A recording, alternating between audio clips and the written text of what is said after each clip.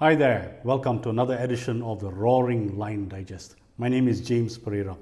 Today, I would like to go through with you about the right rewards to give an employee when they perform at the level that they're expected to. What got me thinking about this was an article I read a couple of weeks ago, which appeared on Yahoo. And this author was advising employees on what words to use when they want to discuss about a salary raise. And he goes on to indicate what the 4 words are. And that got me thinking once again, why is there a need even in the first place for an employee to ask for a raise? It should all have been set automatically by the company. And when I saw this other article a couple of days ago, it got me thinking this is something very serious, because if the Harvard Business Review also discusses on the same topic, within 3 weeks, something important is happening. And here, the author, Judith White, is talking about how to overcome your reluctance and start negotiating your salary. And she goes on to discuss how you should not feel, an employee should not feel bad in asking for a raise. It's your right, an employee's right to ask for a raise, also, she says. And I would just like to go back to what I had shown a couple of weeks ago.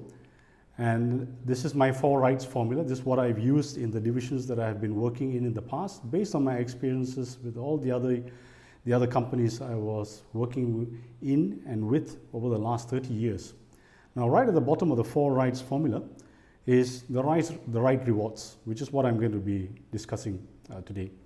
And that is the last step if you want to get your employees to perform at a superior level and therefore have a superior performing organization. And the 4 rights formula is very straightforward. If you want to implement this, you need to be very scientific, very objective in your methodology. No subjectivity at all. You've got to, and this will eliminate any accusations that you have given somebody an increment based on the person's gender, based on his or her race or religion or whatever else. And I've seen this happen in some of the organizations I used to work with, where there weren't any standards, and there were a lot of rumors going around about why certain people got increments and others did not. So the first thing is that you need to make sure that every employee has received their objectives for the year, at the start of the year, preferably. So whether it's a calendar year or fiscal year, everybody should know what they're expected to perform, the level they're expected to perform at the end of the year.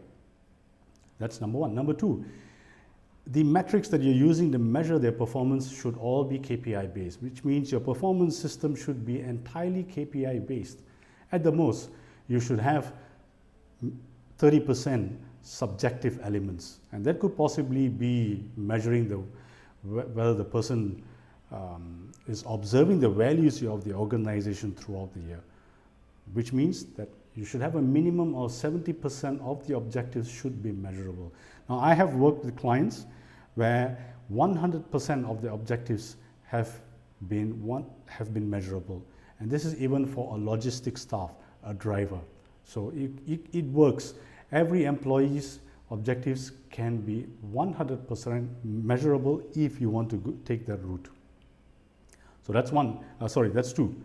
And number 3, you will have to also ensure that when somebody performs within a specific range, that you would have to communicate to every employee what the increment levels are. You could have bands or ranges of increment or a specific set figure. So which means if somebody performs at 100% to 110% of the objectives, you may want to give them an increment of, let's say, 5 to 10%.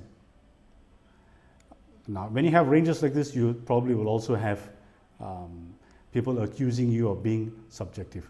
The best is when you have a range of performance, the increment should have only one set of figures, which means if it is 100 to 110% achievement of their targets, you should give them, let's say, 5%. If it is 111 to 120% of the targets, make it 10% of increment of their salary. And if it is 121 to 130%, it should be 15%, and so on. I'm sure the finance department will set a limit, or across the board you may have a certain percentage for all employees.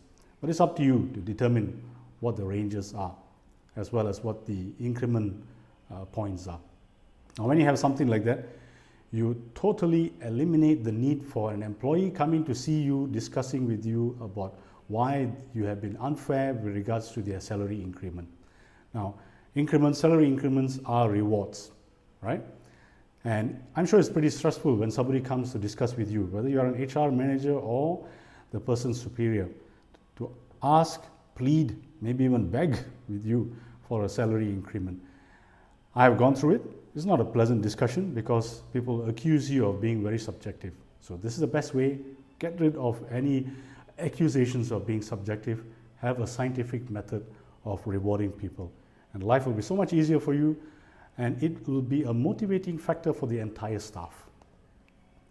I would like to move on and move on to another topic. Now, this is not really related to the right reward, and this is probably with regards to compensation during the first interview. Now, the state of Massachusetts has recently made it illegal for an employer to ask an employee or potential candidate what their previous salary was with a previous employer. And the reason why they are doing that is because they want to eliminate gender gap, gap in gender salaries, right? And I think it's a damn good idea. I support them 100%. And interestingly also, this cool dude, President Barack Obama, has also written a piece, and he is quoted as saying, "It's absolutely men's responsibility to fight sexism too." And I agree with him that a man who is predominantly in the role of management, he has the ability to ensure that there's no gender pay gap. Why should there be? Aren't all men, you and I, if you're a man listening to this, don't we have sisters? Don't we have mothers who have been employees? And we definitely do not like our mothers, our sisters to go through this. If your mother or sister have gone through this, I'm sure you have felt extremely dejected and angry. Now, if you're a man too, you may one day have a daughter, and you want your daughter to go through this. If you are in a position of responsibility, I would like to urge you now, get rid of this kind of sexism, if it is within your power. And that reminds me of showing you this video. This guy Flash Thompson, I'm sure you're he probably deserved what happened. But just because you're familiar with, if you have watched give you the Spider-Man. right to. Remember, with great power comes great responsibility. There you go. With great power comes great responsibility. And if it is within your power, do everything in your power to make sure that there's a level playing field with regards to rewards, with regards to salaries. And with that, I would like to end this week's Lion Digest. See you at the next edition. Bye.